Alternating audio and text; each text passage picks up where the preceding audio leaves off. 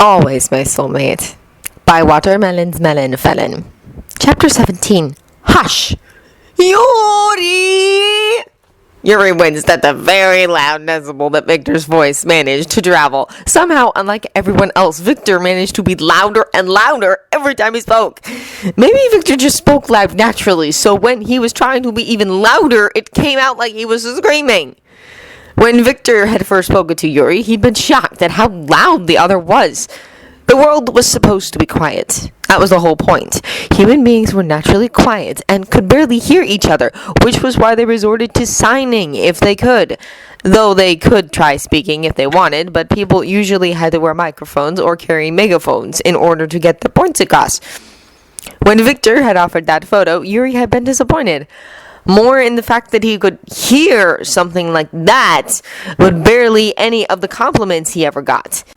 It was like life was just messing with him repeatedly, and it sucked. Of course, as the days and months passed, Yuri was stunningly aware of how loud everyone was being. Or rather, how everything just seemed louder. And then one day, Victor reappeared a few days after the video of Yuri getting his winning routine spread across the world. And he was so loud! And that loudness only persisted. He'd even fallen into the assumption that Russians were louder people naturally, but then Yuri appeared, and despite how much he was obviously shouting himself hoarse, Yuri could barely hear anything he had to say. It frustrated the other terribly, and it made Yuri giggle a bit. Sometimes the teen just needed to take a break and act like a teen. Even past Yurio's absence, Victor continued to get louder and louder. It came to him that day in China. Yuri was standing by, waiting for Victor to finish speaking with his comrades. Chris was bemoaning the fact that he had no competition this year. One of the girls, talking to Victor, said, "Don't you feel sorry for him?" Yuri's jaw went slack. 1, he was standing about 20 feet away, so he shouldn't have been able to hear that. 2, the voices were still pretty low, but crisp and clear. In fact, Chris seemed a lot louder than usual. Everyone was louder than usual. Nowhere near Victor's level, but certainly louder. Yuri's gaze trailed over Victor's form. Victor was always loud, but had been getting louder, and then everyone else was steadily getting louder as well, but not at the same pace. There was only one answer. Soulmates. When you met your soulmate, they would be louder for you than anybody else, and as your bond deepened and strengthened, your hearing would steadily improve until you were hearing everything the way you were supposed to. So technically, no one was getting louder, except for maybe Victor.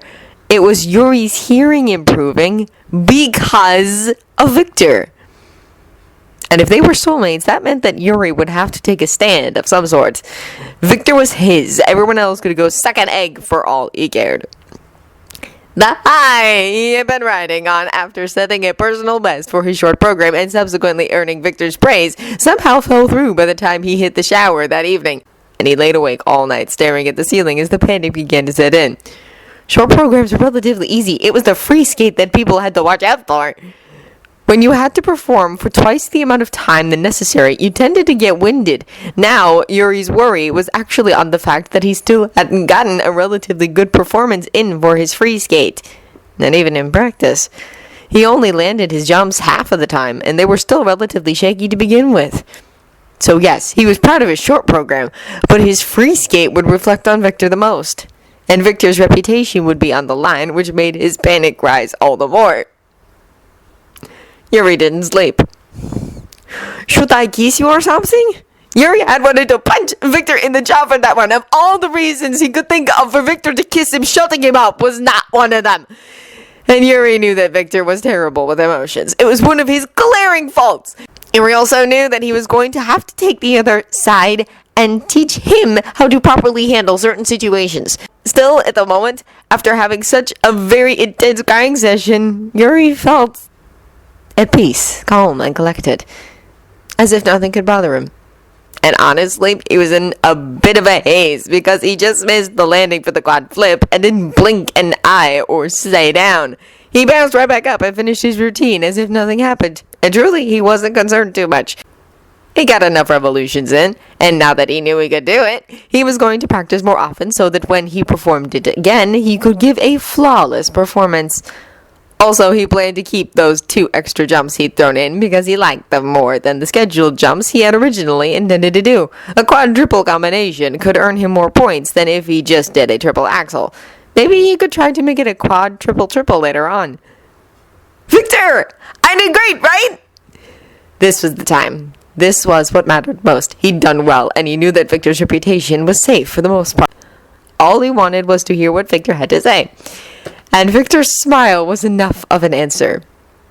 His following actions were not as expected, but still appreciated.